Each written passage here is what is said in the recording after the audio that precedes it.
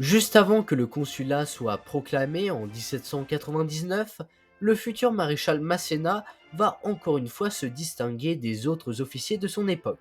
En effet, il va participer à la campagne d'Helvétie, en Suisse, où les généraux russes et autrichiens entament une campagne pour reprendre ce territoire à la République française.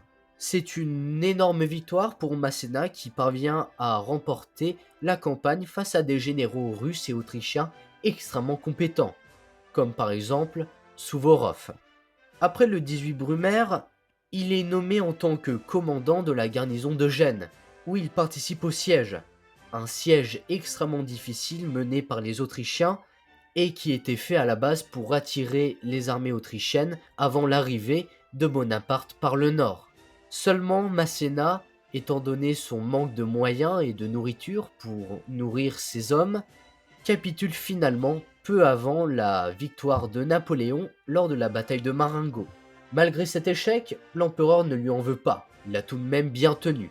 Alors, il est nommé chef de l'armée d'Italie, mais est très vite démis de son commandement à cause de la corruption qui régnait dans son armée et son état-major.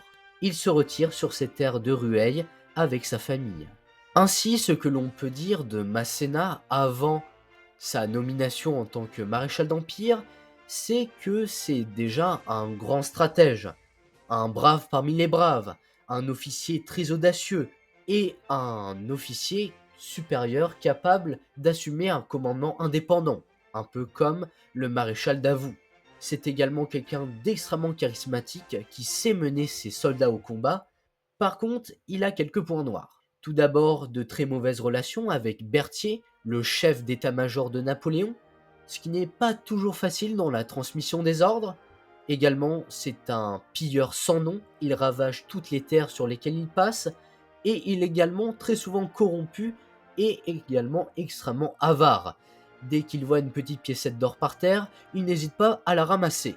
Il a également, avant sa nomination en tant que maréchal d'Empire, des problèmes relationnels avec Napoléon, étant donné qu'il n'accepte pas tellement la politique du premier consul.